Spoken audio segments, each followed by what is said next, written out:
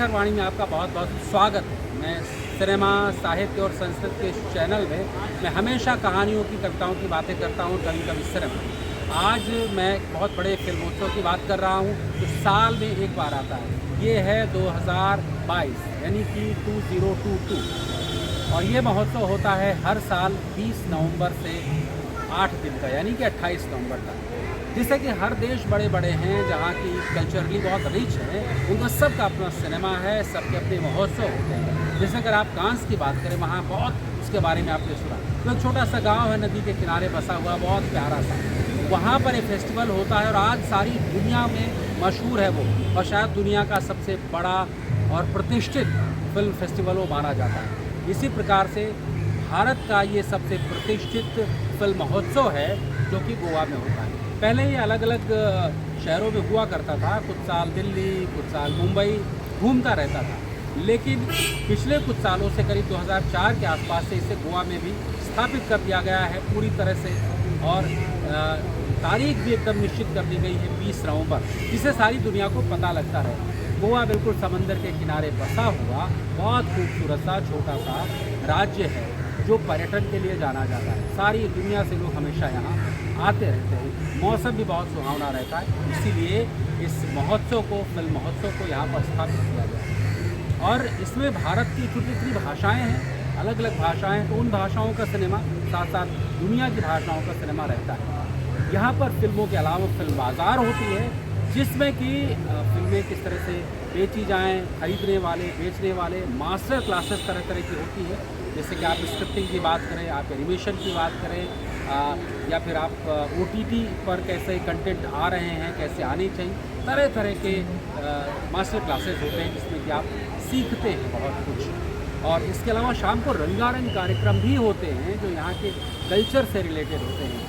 तो कहा जाए कि पूरा ऐसा मेला है जो फिल्म को लेकर के होता है तो अतिशयोक्ति नहीं होगी। तो जब भी आपको मौका मिले तो यहाँ पर ज़रूर आएँ, चूँकि ऐसी जगह है जो आपको 7-8 दिन बिल्कुल कहूँगा कि रिलैक्स कर देती है। साथ ये इफ़ी यानी कि इफ़ी गोवा का 53वां संस्करण है, यानी कि 53rd कहूँगा इसका एडिशन है, चल रहा है। इसमें और भी बहुत सारी चीज़ें, इसमें एक और बहुत महत्वपूर्ण चीज़ आपको बताऊँगा कि आप देख रहे हैं जहाँ मैं खड़ा हूँ, इस बार ऐसा प्रयास किया है कि ऐसे जो व्यक्ति रहे हैं जो स्वतंत्रता संग्राम में जिन्होंने अपनी सहभागिता की है किसी न किसी प्रकार से, फिल्मों के ज़रिए या अपने जीवन में डायरेक्ट सेना में रहे हैं या फिल्मों के बाद रहे हैं या उसके ऊपर ज़्यादा फिल्में बनाई, ऐसे सभी लोगों के बारे में संस्कार भारती ने इस बार एक प्रदर्शनी लगाई है, जिसमें आप देखें कि ढूंढीराज गोविंद फाल्के, दादा साहब फाल्के जिनके नाम से आप जानते हैं, तो इन्होंने अपने सिनेमा का ज़रिए, फिल्मों के ज़रिए किस प्रकार से कंटेंट की लड़ाई, यूँ कहें कि अब नैरेटिव की लड़ाई लड़ी। इस प्रकार से और बहुत सारे फिल्मकार रहे हैं जो सीधे शामिल रहे हैं। कुछ लोगों ने उस तरह की फिल्में ही बनाई हैं। तो ये बहुत अच्छी, आप थोड़ा आगे आए और ये देखें प्रदर्शनी को लोगों की। ये हैं दादा साहब फाल्के और ये आप देखें द्वारकादास संपत 1884 और 1958 से।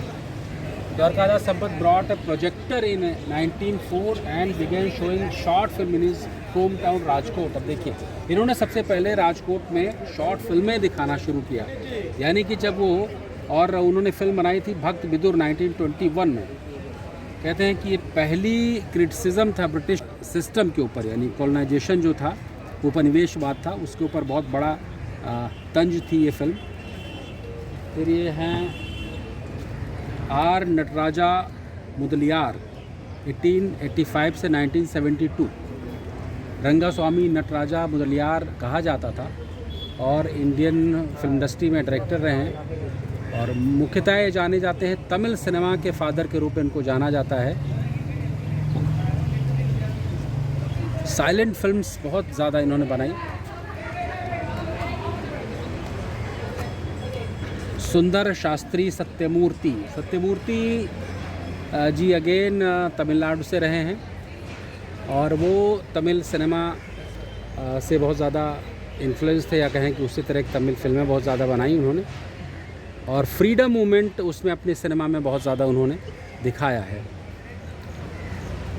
और ये फाउंडर भी प्रेसिडेंट थे Tamil Nadu film chamber of commerce के।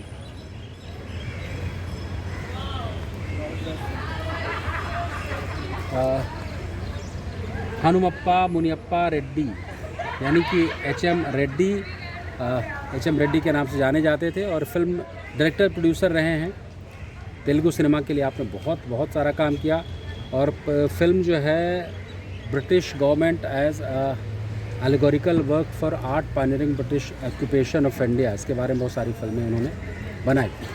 तो ये कहने और बताने का मतलब ये है कि आप देखिए इन सारे नामों को आपने बहुत ज़्यादा अनसंग हीरो जैसे लोग रहे हैं, इनके बारे में ज़्यादा चर्चा, ज़्यादा इतिहास, ज़्यादा ये बातें आप नहीं जान पाते हैं। इसलिए संस्कार भारती ने जो आज़ादी की जो 75वीं सालगिरह है इस रूप में हम मना रहे हैं, इस तरफ ज़्यादा ध्यान दे रहे हैं कि जो अनसंग हीरोज़ हैं जिनके बारे में इतिहास में या चर्चा में चीज़ें नहीं आ पाती हैं, लेकिन उनका योगदान कमाल का योगदान है। तो इस योगदान के लिए इन सबको हमें याद रखना चाहिए, इतिहास को नए तरीके से हमें पढ़ना और जानने की ज़रूरत है। तो इस फेस्टिवल में और भी कुछ है जो मैं अवसर मिलेगा तो बताता रहूँगा। फ़िलहाल आज इतना ही, नमस्कार।